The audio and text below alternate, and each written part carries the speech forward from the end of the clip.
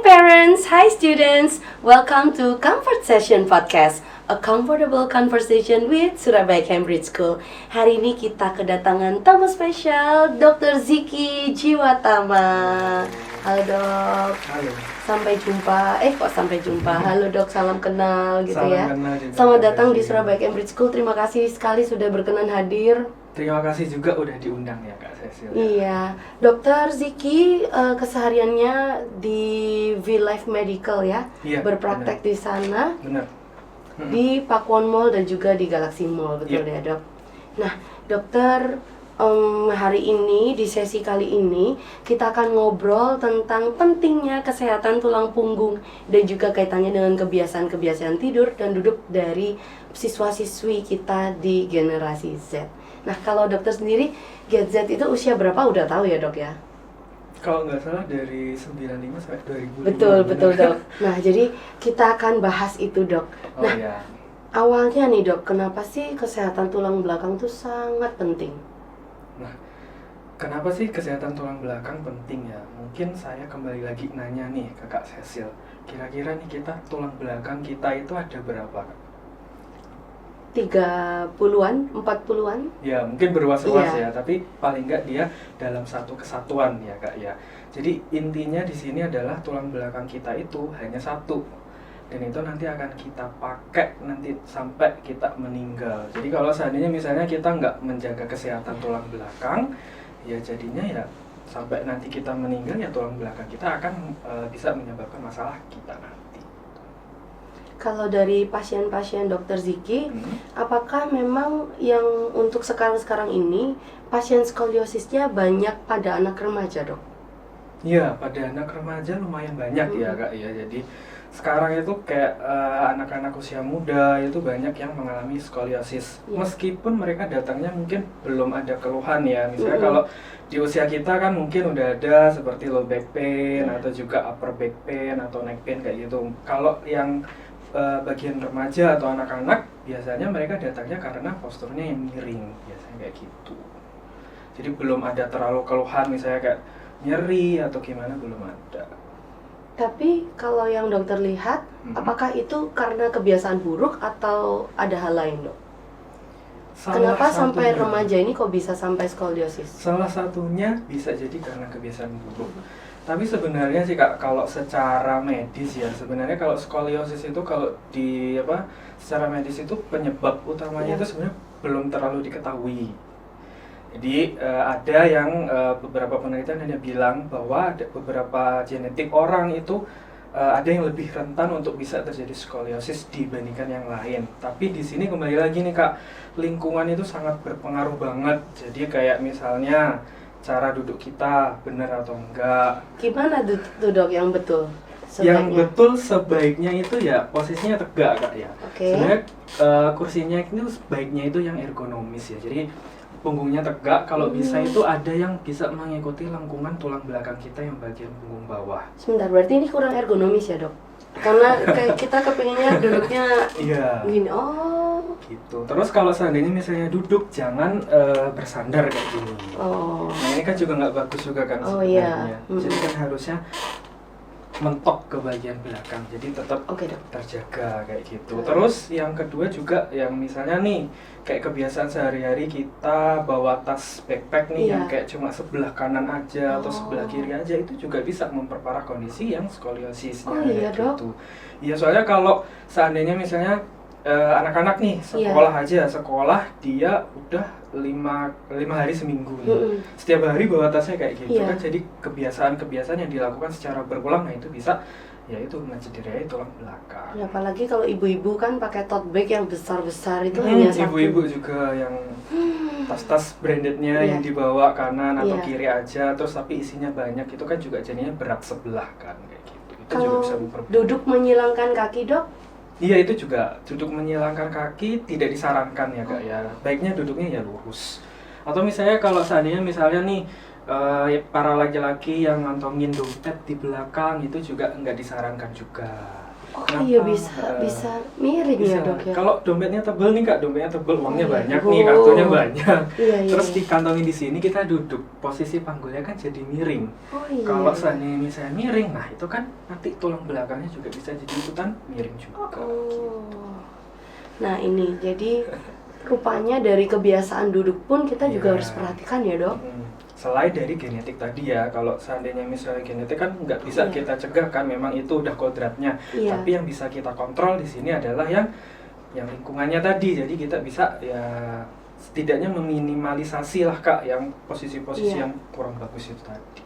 Nah kalau kita ngomongin gejala dok, dari prosesnya gimana sih sampai akhirnya bisa akhirnya jadi skoliosis, diputuskan oh iya betul ini skoliosis, harus diobati dan ditreatment dengan cara tertentu.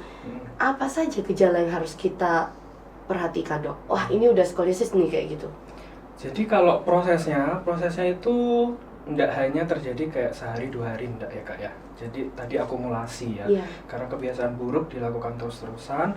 Atau juga misalnya kalau yang cepat itu karena misalnya ada cedera baik di olahraga atau misalnya juga ngangkat barang berat terus posisinya salah juga. Nah itu bisa mencederai tulang belakang dengan cepat. Nah kalau dibiarkan ya itu sama aja, nanti akan akumulasi juga, tulang belakangnya akan semakin miring.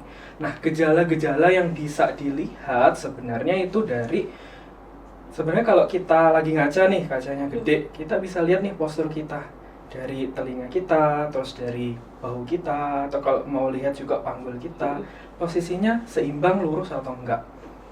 Kalau seandainya misalnya ada posisi yang miring, ada yang lebih tinggi, ada yang lebih rendah, terus apalagi ada kelihatannya seperti muter kepalanya, nah itu harus sudah hati-hati, mungkin ada yaitu masalah di tulang belakangnya, meskipun belum ada keluhan nyeri. Jadi jangan tunggu sampai nyeri ya dok ya. Oke.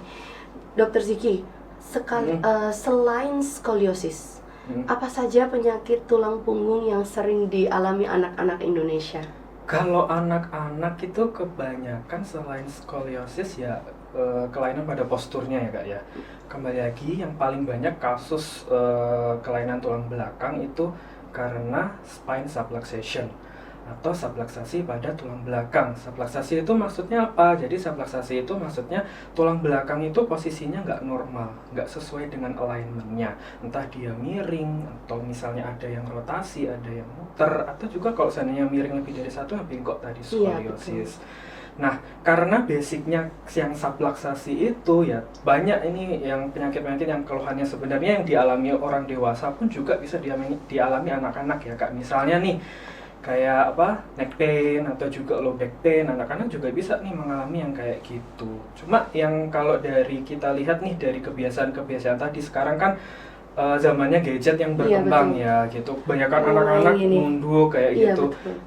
Kebanyakan yang sakitnya itu ya berkaitan sama postur tadi yang kayak tuck neck syndrome yang kayak gitu, atau yang military neck yang lengkungan lehernya yang kebalik itu juga udah mulai banyak karena kebiasaan yang seperti itu gitu. Jadi selain skoliosis ya beberapa hal itu sih kak.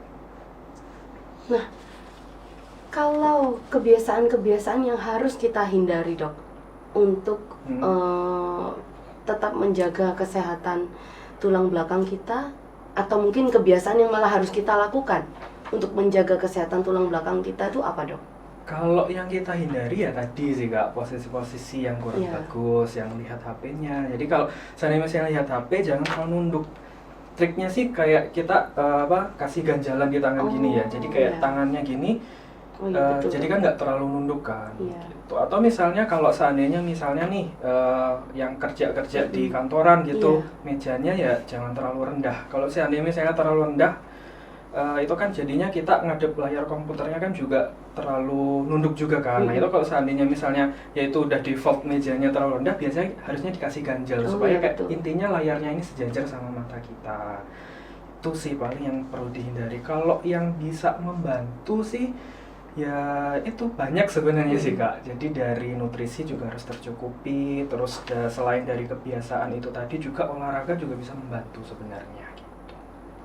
Nah kalau Males gerak itu apakah juga mempengaruhi kesehatan tulang belakang, Dok? Bisa sangat mempengaruhi. Kayak orang yang doyan rebahan gitu. Iya, kayak kalau doyan rebahan nih Kak, biasanya kan kalau rebahan aja kan posisinya pasti kan ya kalau nggak nunduk terus-terusan, Iya. posisi miringnya juga salah. Nah, Iya, itu kan betul. bisa mempengaruhi tulang belakangnya tadi. Dan di tulang belakang itu kan ada komponen keras, ada komponen lunaknya ya Kak ya. Yang keras itu kan yang bagian tulangnya itu yang kotak-kotak. Di Iya. antara tulang ini kan ada bantalannya Sendi-sendi nih. ya. Bukan bukan Oh, sendi. bukan ya? Kalau antar tulangnya baru sendi. Oh. Kalau yang di antara tulangnya ini ada bantalannya. Nah, bantalan ini sebagai peredam getaran. Nah, kalau seandainya misalnya orang-orang kurang gerak nih Kak. Iya. Jadi bantalan ini mendapatkan nutrisinya itu ya dari kita gerak posisi yang benar. Itu mendapatkan nutrisinya. Kalau kurang gerak ya nutrisinya kan jadinya Iya. kurang kan. Kalau kurang ya itu bisa menyebabkan ya komposisi tulangnya kan pasti akan berubah gitu. Nah, kalau nih Dok, kesehatan tulangnya tidak diperhatikan sejak dini, apa yang akan terjadi ketika dia ini tua nanti? Hal terburuk apa?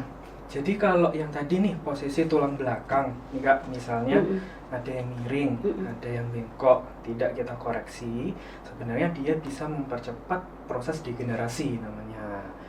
Nah, jadi mungkin nih di usia 30, 40 harusnya belum terbentuk itu degenerasi. Kalau seandainya misalnya tulang belakangnya nggak dijaga, ya degenerasinya itu bisa lebih cepat. Gitu. Baik. Tapi degenerasi di sini maksudnya apa, Dok? Jadi degenerasi di sini maksudnya ada ya, sebenarnya ada tiga grade ya Kak ya. Ada fase 1, fase 2 sama fase 3. Jadi kalau fase 1 dia udah jarak antar tulangnya tadi yang udah mulai menyempit ya? bantalannya udah mulai menipis, otomatis fungsinya kan udah mulai berkurang juga. Betul. Kan. Kalau fase 2 dia sudah mulai ada pengapuran nih tulangnya. Jadi tulangnya bukan bentuk kotak bagus gitu, tapi dia ada pengapuran-pengapuran. Nah, pengapuran-pengapuran ini kalau seandainya misalnya dibarengi sama posisi tulang yang salah, ya akhirnya bisa kena bagian sarafnya kan Kak? Iya, betul. Saraf kejepit lah segala Iya, macam, bahkan bisa ngegencet bantalannya yang kembali lagi bisa ngejepit sarafnya. Kalau orang-orang mungkin taunya kayak HNP kayak gitu, nah itu kan bantalannya kan ngejepit sarafnya. Nah, itu bisa terjadi di fase 2. Terus kalau seandainya dilanjutkan lagi, itu ya bisa ke fase 3. Kalau ke fase 3 bantalannya udah hampir habis nih Kak, udah hampir habis, tulangnya udah gancet. Kalau pengalaman dari pasien-pasien yang datang ke klinik sih, biasanya kalau seandainya udah datang di fase 3, gerak aja pasti udah sakit banget. Gitu. Jadi kalau seandainya misalnya rata-rata masing-masing fase itu baru bisa harusnya terbentuk dalam 5-10 tahun, itu bisa jadi lebih cepat nih kalau seandainya misalnya itu dibiarkan. Wah, lumayan berbahaya ya Dok? Iya, apalagi bukan lumayan berbahaya, sangat bahaya ya. Berbahaya. Apalagi di usia 30-an tadi yang seperti dokter sebutkan itu harusnya usia produktif, di mana orang tuh bisa bekerja dengan maksimal seperti itu. Membina keluarga misalnya. Nah, itu berarti untuk adik-adik yang di sana lebih diperhatikan lagi ya kesehatan tulang belakangnya. Nah Dok, tadi kan kita udah di spill nih sama Dokter Ziki untuk posisi duduk yang baik. Sekarang saya mau tanyakan, gimana sih posisi tidur yang baik? Kalau tadi dokter ketika rebahan juga mungkin terlalu bungkuk atau terlalu miring itu tidak baik. Nah, untuk tidur sebaiknya seperti apa Dok? Sebenarnya tidak ada patokan posisi khusus ya Kak ya untuk tidur, cuma baiknya itu untuk yang posisi tengkurap itu dihindari. Kenapa? Karena kalau seandainya misalnya kita posisi tengkurap, kepalanya kan pasti akan geleng kanan atau geleng kiri. Nah itu nggak bagus untuk tulang lehernya. Terus posisi tidur miring kanan atau miring kiri sebenarnya nggak masalah. Tapi kalau seandainya misalnya lagi pakai bantal atau apa gitu, baiknya bantalnya jangan terlalu tinggi. Karena kalau terlalu tinggi ya kembali lagi lehernya jadi maju kayak gitu. Dan kasurnya pun juga jangan terlalu yang empuk banget yang sampai jeglong ke bawah gitu. Betul. Jangan. Kenapa? Karena nanti ya itu akan mempengaruhi yang bentuk lengkungan tulang belakang kita gitu. Jadi ya amannya ya yang keempukannya itu yang moderate aja sih Kak. Gitu. Nggak terlalu empuk, nggak terlalu keras juga. Jadi nggak bikin sakit juga kalau seandainya pas lagi tidur. Nah Dok, untuk terutama siswa-siswi yang mungkin kebiasaan kalau di sekolah kan kebanyakan duduk, kemudian orang-orang yang bekerja di kantor juga duduk ngadep komputer kayak gitu dok. Apakah itu juga mempengaruhi kesehatan tulang belakang? Bisa, apalagi kalau tadi posisi duduknya kembali lagi salah, nggak benar gitu kan. Kalau durasinya dok, duduk terlalu lama? Sebenarnya nggak ada patokan durasinya sih Selama Kak. posisinya benar ya Selama dok? posisinya benar, tapi harus diperhatikan kalau seandainya misalnya duduk terlalu lama kan ototnya dicapek juga kan. Iya. Baiknya itu paling nggak setiap jam itu harus ada sesi stretchingnya Kak. Jadi biar ototnya bisa lemes lagi, bisa rileks lagi kayak gitu sih. Paling ya kalau seandainya misalnya harus banget nih Iya. duduknya lama nih, ya harusnya disempetin untuk yang itu tadi stretchingnya. Stretching itu mungkin berdiri dari kursi, kemudian gerak-gerakin peregangan gitu ya. sedikit, atau misalnya kayak naikkan leher kayak gini atau kayak ke bawah gini. Jadi kayak stretching sederhana aja sebenarnya. Bisa ya membantu untuk meminimalisasi yang itu tadi. Ya. Kalau kursi yang digunakan seperti yang tadi dokter sarankan, kursi ergonomis, apakah itu juga mempengaruhi? Iya, bisa mempengaruhi. Oke. Baiknya sih kursinya ergonomis ya Kak ya. Karena supaya lebih gampang juga kita duduknya kan, dan juga ya untuk yang lengkungan tulang belakang tadi. Nah, yang lagi viral nih dok, apakah sepatu nih juga pemilihannya tinggi solnya apa segala macam juga mempengaruhi tulang belakang dok? Agak ngiklan nih ya. Jadi pemilihan sepatu ada pengaruhnya juga untuk tulang belakang sebenarnya Kak. Jadi sebenarnya yang tidak disarankan itu sepatu yang high heels, yang cewek itu bisa ya tulang belakangnya bisa jadi kayak lordosis atau kayak terlalu lengkung karena sering kali pakai yang high heelsnya itu. Karena kalau high heels kan tekanannya kan tinggi banget ya, yang hukum fisika dulu yang kok semakin lancip, yang semakin lancip kan tekanannya semakin besar. Nah itu bisa ya itu mempengaruhi nanti posisi tulang belakangnya. Terus yang kedua nggak disarankan itu sebenarnya yang flat shoes atau apa itu, yang flip flop sebenarnya juga nggak disarankan sih, karena itu di situ nggak ada cushioning yang tepat lah, cushioning yang cukup untuk yaitu meredam yang getaran, misalnya pas kita lagi jalan, pas kita lagi lari. Jadi baiknya sih pilihan sepatu yang cushioningnya itu bagus, atau ada arch supportnya itu, yang untuk lengkungannya itu disupport gitu sih. Nah, dok, kapan sebaiknya kita menuju langsung ke dokter untuk konsultasi kalau ada keluhan nyeri punggung? Maksudnya, oh ini sakit biasa, oh ini tulang belakang nih. Di mana sign-nya dok?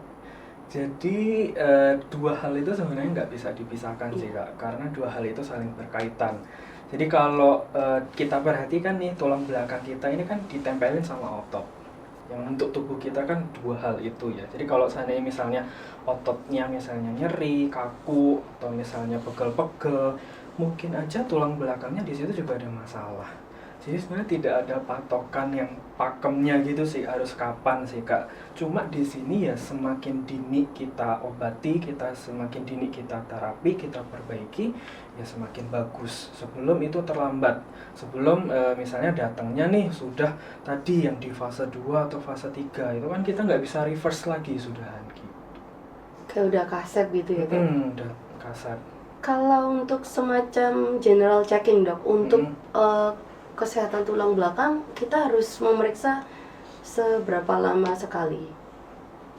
Kembali lagi itu nggak ada patokan sih Kak. Berapa lama sekali nggak ada patokan. Yang kalau seandainya misalnya udah muncul gejala, yaitu baiknya sih diperiksakan, dicek gitu. Kalau seandainya misalnya kan kalau seandainya anak-anak remaja gitu kan belum ada gejalanya, yaitu diamatin dari yang tadi Kak, yang kayak posturnya, atau mulai pas pergerakannya udah mulai ada yang terbatas, atau bahkan saat digerakkan udah mulai ada yang sakit. Nah itu udah tanda-tanda nih harus dicek lebih lanjut gitu. Dokter Ziki, gimana sih cara membedakan kalau yang sakit ini otot punggungnya atau tulang belakangnya? Bisa dua-duanya sih. Oh iya. Nggak bisa dibedakan. Biasanya kalau seandainya misalnya otot punggungnya sakit, tulang belakangnya kebanyakan sih ada masalah. Karena kan itu yaitu ibaratnya kita tulang belakang itu kayak tiangnya gitu Kak. Kayak tiangnya gini, yang ototnya itu seperti kayak kabelnya nih Kak. Kalau seandainya misalnya nih tiangnya ini miring, kabelnya kan ada salah satu yang ke stretch kan, Iya. ke stretch terus-terusan, kaku terus-terusan. Sama tulang belakang juga seperti itu. Kalau seandainya misalnya ada posisinya yang miring, nah itu ya ototnya bisa jadi ya pegel terus-terusan yang kayak gitu. Jadi kalau mau membedakan ya harus dengan pemeriksaan yang itu sih Kak, yang advance sih biasanya. Tapi kan nggak mungkin kita dengan nyeri otot aja terus langsung periksa yang advance kayak gitu kan nggak bisa gitu. Paling ya itu kita cek aja misalnya kayak dari pemeriksaan fisik yang tadi, dari posturnya segala macamnya. Ada screeningnya dulu lah ya yang harus ada dilalui. screeningnya dulu yang dilalui. Kalau olahraga yang mungkin bisa dilakukan untuk menjaga dan mempertahankan kesehatan tulang belakang para remaja sampai dewasa apa dok? Mungkin olahraga yang disuggest sama dokter Ziki untuk supaya backbone-nya stay healthy gitu. Olahraga yang paling bagus untuk tulang belakang renang sih. Tapi kalau saya misalnya mau ikut kayak pilates atau kayak yoga itu sebenarnya juga bagus untuk membantu yang stretching otot-ototnya tadi. Tapi yang biasanya bahkan dari dokter ortopedi atau apa itu disarankan biasanya bagus memang renang. Kalau nutrisi dok, apa yang harus kita tekankan? Kalau nutrisi ya kalau tulang belakang secara umum aja sih Kak. Jadi ya harus imbang intinya yang pertama. Cuma kalau spesifik untuk tulang belakang mungkin di sini ada beberapa nutrisi misalnya. Yang pertama itu yaitu kalsium yang paling terkenal kan. Jadi tulang belakang itu kan tulang juga, dia kan butuh kalsium untuk yang kepadatan tulangnya. Jadi jangan sampai nanti kita usia tua terkena osteoporosis kan karena kekurangan kalsium kayak gitu. Terus yang kedua juga misalnya nih kayak vitamin C kayak gitu, vitamin D gitu juga sebenarnya dibutuhkan Kak. Kenapa? Kalau vitamin C di sini kan dia berfungsi untuk yang produksi kolagen ya. Produksi kolagen ini kan juga komponen penting bagi tulang. Jadi ya dengan konsumsi vitamin C ya nanti tulangnya juga bisa jadi lebih sehat. Kalau vitamin D juga membantu untuk penyerapan yang kalsiumnya itu. Jadi kalau seandainya vitamin D-nya kurang, penyerapan kalsiumnya kurang kan kembali lagi. Jadinya kan densitas tulangnya atau kepadatan tulangnya pun juga jadi akan kepengaruh juga nantinya gitu. Kalau makanan yang mengandung vitamin D apa ya dok? Makanan yang mengandung vitamin D banyak sih Kak. Jadi kayak misalnya ikan-ikan, kayak salmon, tuna gitu. Di susu juga ada, terus di suplemen sehari-hari juga ada. Atau kalau misalnya yang nggak mau makan daging itu biasanya yang paling tinggi sumber vitamin D-nya itu di jamur sih. Gitu. Nah saya baru tahu nih, jamur ternyata mengandung vitamin D. Bisa ya? Satu-satunya kalau nggak salah Kak. Satu-satunya yang dari lumayan nabati, tinggi vitamin ya? D. Dari nabati. Kalau kacang-kacangan enggak ya dok? Kacang-kacangan ada juga vitamin D-nya. Tapi tidak setinggi jamur. Tapi tidak setinggi jamur. Cuma ya kalau seandainya misalnya mau aman nih dosisnya pas ya, baiknya memang ya minum suplemen. Tapi sebenarnya sih vitamin D itu udah kita produksi di dalam tubuh dalam bentuk provitamin D sih Kak. Jadi dengan kita kayak misalnya terpapar sinar matahari itu sebenarnya sudah bisa membantu nih pembentukan vitamin D. Cuma kan kalau sekarang kan kita kebanyakan aktivitas indoor atau juga anak-anak sekolah juga dari jam pagi sampai sore itu kan indoor kan, ada baiknya ya itu tercukupi ya dengan ya itu suplemen biasanya. Nah dokter Ziki, karena kan kita kalau dari kecil udah diajarin sama orang tua kita untuk minum susu setiap hari seperti itu. Tapi ketika anak-anak sudah beranjak remaja di SD, SMP, SMA kan sudah jarang sekali tuh dok minum susu. Tapi kalau kita lihat di iklan di supermarket, kemudian produk susu itu muncul lagi untuk orang-orang yang sudah berusia, sudah lansia dok. Nah, menurut dokter Ziki kapan sih saat yang tepat untuk kita tuh mengonsumsi susu? Dimana tadi yang sudah dokter Ziki jelaskan juga, ternyata vitamin D juga bisa kita peroleh dari susu seperti itu. Jadi kalau mengkonsumsi susu sebenarnya dari kecil sampai ya usia tua sebenarnya nggak masalah. Kalau dalam catatan dia nggak ada alergi zat yang ada di susu ya Kak ya. Jadi ya memang harusnya ya dari kecil, remaja, usia muda, usia lansia itu sebenarnya ya tetap minum susu untuk mencukupi yang vitamin D tadi. Cuma kalau seandainya misalnya nih Kak, kalau seandainya misalnya yang tadi alergi atau segala macamnya itu ya baiknya sih dicukupi dengan suplemen. Jadi nggak ada patokan nih harus minum susunya kapan gitu.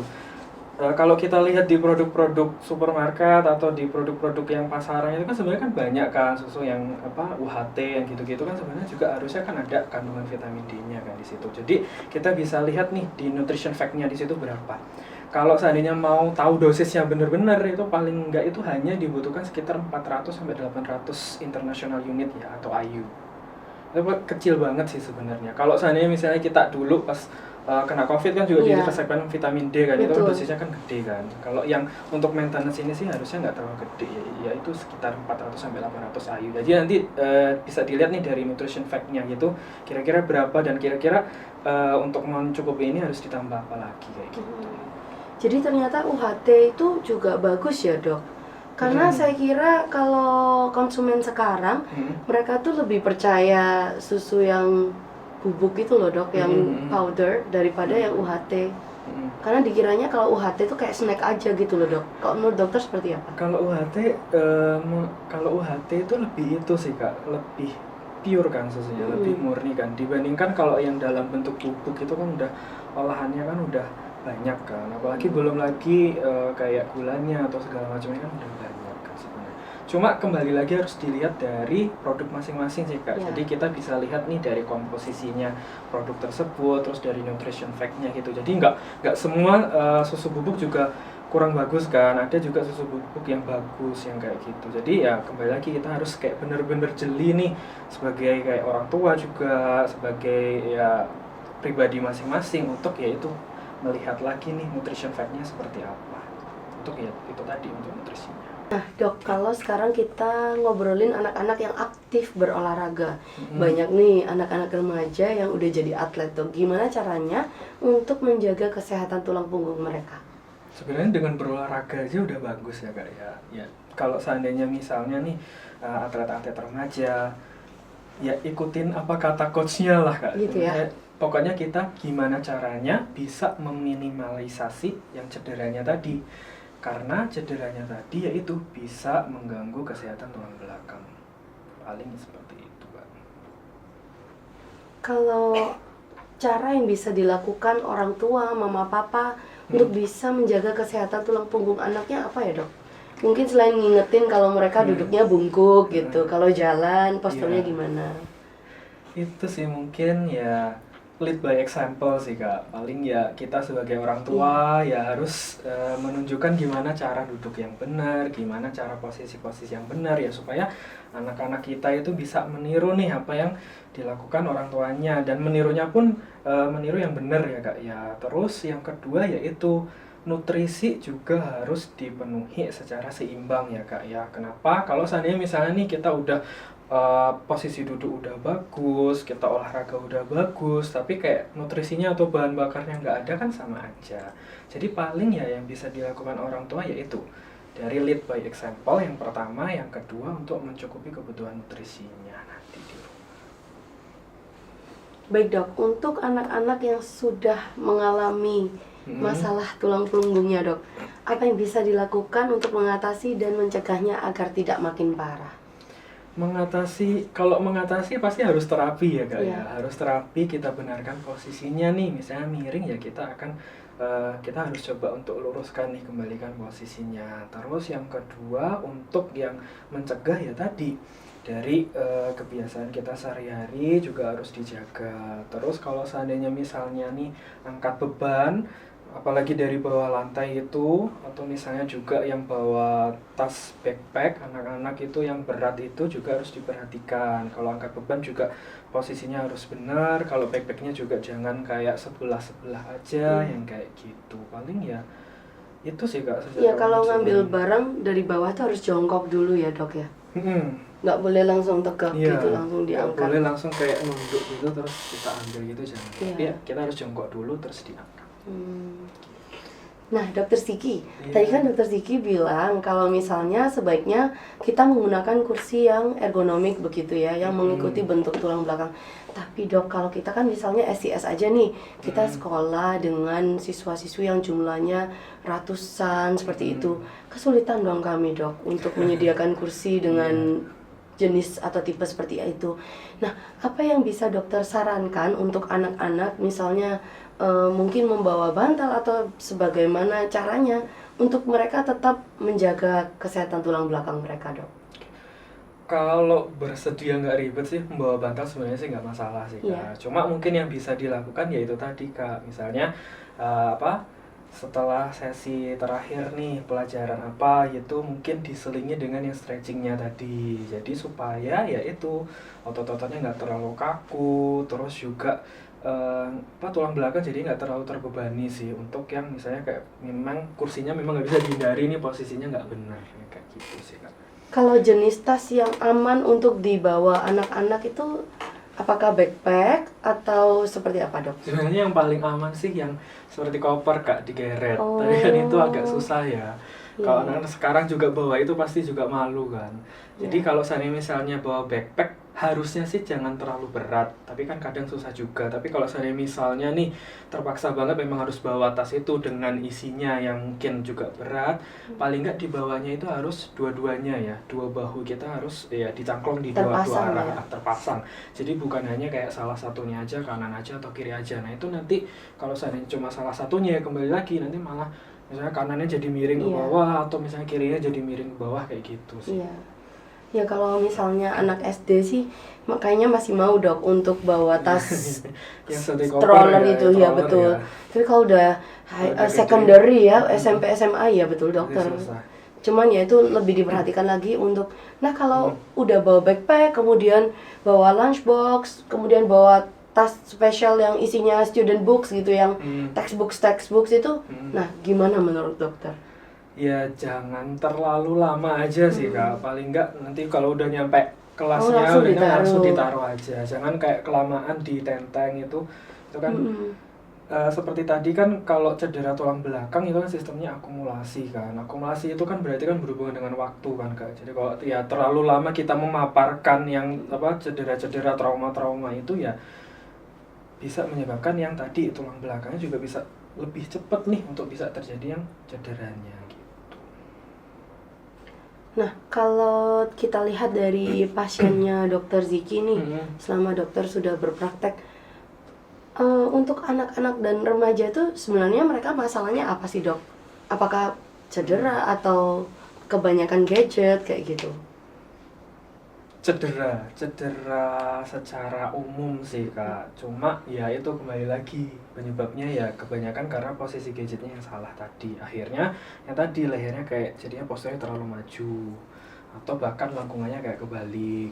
Tapi yang remaja sama anak-anak kebanyakan juga sering itu datangnya dengan yang skoliosis yang tadi Kak. Jadi yang entah tulangnya bentuknya S atau bentuknya C yang kayak gitu. Ternyata pas waktu di rongsen ya kayak gitu bentuknya. Terus awalnya kan kelihatannya mungkin kayak misalnya yang tadi yang posturnya kayak miring, kok ini misalnya lagi nunduk, ada yang lebih menonjol dibandingkan misalnya kanan kiri ada yang lebih menonjol. Nah itu ternyata pas diperiksa ya itu ternyata skoliosis, kebanyakan sih itu. Kalau seandainya misalnya yang udah mengeluh kayak nyeri punggung atau apa itu kebanyakan sih udah berusia ya Kak, paling kayak di atas usia 20 tahun atau 30 tahun mungkin datangnya dengan segitu. Tapi kalau seandainya misalnya yang anak-anak masih kecil atau remaja yaitu biasanya masalah postur yang berkaitan tadi sama skoliosis sama yang lehernya kayak terlalu maju kayak gitu sih Kak. Kalau proses screeningnya seperti apa, Dok? Proses screeningnya di rumah sebenarnya itu tadi bisa dilihat nih Kak, pas kita bercermin bisa dilihat atau mau gerak-gerakin sendiri bagian lehernya, bagian punggung bawahnya juga bisa. Kalau seandainya di klinik ya kita ada alatnya sebenarnya di situ. Jadi ada alatnya untuk menilai nih kira-kira nih kekuatan ototnya mana nih dibandingkan antara kanan dan kiri, apakah ada perbedaan atau enggak, apakah ini cenderung ada kayak misalnya kayak overfiring atau enggak di bagian ototnya itu ada. Terus kita juga ada yang postur grid gitu Kak. Jadi dari postur grid itu juga kelihatan, nanti lebih kelihatan lagi posturnya miringnya seberapa yang kayak gitu. Jadi kalau yang bisa saya sarankan sih kalau yang untuk di rumah ya itu paling gampang ya amatin posturnya gitu. Nah Dok, kan kalau misalnya teman-teman di seusia saya ini kadang kita kalau ketawa ngakak gitu ya kayak berlebihan, kadang itu kayak aduh kejepit gitu kan ya, kecetit gitu dok. Kecetit. Nah, apakah itu juga termasuk akumulasi dari lifestyle kita ketika muda atau memang itu ada masalah dengan tulang belakang kita dok? Kalau saraf kejepit di area punggung ini. Bisa jadi akumulasi Kak. Jadi tulang belakang kita kalau seandainya misalnya sebelum ada keluhan yang muncul, itu kan tadi saya bilang sistemnya akumulasi. Ibaratnya itu kalau kita bayangkan itu sama seperti kalau seandainya misalnya kakak punya gigi berlubang nih. Kalau lubangnya masih kecil, itu kan belum kerasa tuh, nggak kerasa sakit, paling sensitif aja kan. Tapi kalau seandainya lubangnya udah besar dalam, kena bagian sarafnya, itu kan udah mulai kerasa sakit. Nah, tulang belakang juga sama seperti itu, Kak. Mungkin ya dulu-dulu istilahnya kayak lubangnya masih kecil, atau misalnya kayak miring-miringnya masih belum terlalu miring lah istilahnya. Tapi di usia mulai sekarang itu kan dengan kebiasaan yang didukung tadi, kebiasaan yang kurang bagus juga, nah itu kan bisa jadi ya mungkin aja udah kena bagian sarafnya, makanya pas posisi-posisi tertentu dia bisa terpicu nih Kak, yang kecetit yang semacamnya itu tadi gitu. Jadi bisa jadi akumulasi dari yang sebelumnya, jadi bukan serta-merta kayak pada saat itu juga langsung muncul gitu, nggak, kecuali memang ya yang high impact ya Kak, yang misalnya Kak habis kecelakaan, whiplash injury, atau misalnya juga kayak kepleset terus jatuh, apalagi jatuh dari tangga yang sampai ke bawah itu yang duk kayak gitu. Nah itu mungkin bisa menyebabkan langsung nih kelainan tulang belakangnya langsung masif banget, dan itu mungkin juga udah ranahnya dokter ortopedi ya kalau seandainya misalnya ada fraktur atau apa yang kayak gitu. Cuma kalau seandainya misalnya nggak ada riwayat kayak gitu, biasanya sih dari yang kebiasaan salah yang berulang sih Kak. Nah, Dokter Diki, boleh dong tipsnya untuk teman-teman dan anak-anak di luar sana supaya mereka lebih care lagi dengan kesehatan tulang belakangnya. Silakan dokter. Oke, untuk adik-adik juga para orang tua, ya mungkin tips dari saya yaitu untuk dijaga yang pertama yang tadi posisi duduknya, terus kayak misalnya pakai tasnya, dan juga untuk orang tua mungkin juga di sini untuk nutrisi juga harusnya dicukupi secara seimbang ya, supaya tadi kalau seandainya misalnya bahan bakarnya nggak ada kan, untuk yang tulang belakangnya pun juga jadinya nggak maksimal ya untuk yang proses penyembuhannya, misalnya lagi habis trauma atau gimana. Sama untuk di sekolah sih mungkin ya disempatkan nih untuk stretching. Jadi mungkin ada di sela-sela sesi para guru bisa menyiapkan stretching tertentu yang bisa nih melemaskan atau membuat ototnya bisa jadi lebih rileks. Jadi nanti siswanya pun bisa jadi lebih, belajarnya bisa lebih semangat ya gitu. Sama ya itu tadi untuk mencegah yang cedera bagian tulang belakangnya. Mungkin itu sih Kak Cecil sih ya. Terima kasih banyak Dokter Siki. Iya, pastinya sama-sama. Semoga sesi podcast ini bisa menjadi pengetahuan yang baru juga untuk anak-anak dan orang tua di luar sana. Dan pastinya semoga bangsa Indonesia ini selalu menjadi generasi emas yang selalu sehat ya Dok. Pastinya. Alright, thank you so much parents and students. Don't forget to subscribe this channel and watch our other videos. See you at the next conversation podcast. Bye!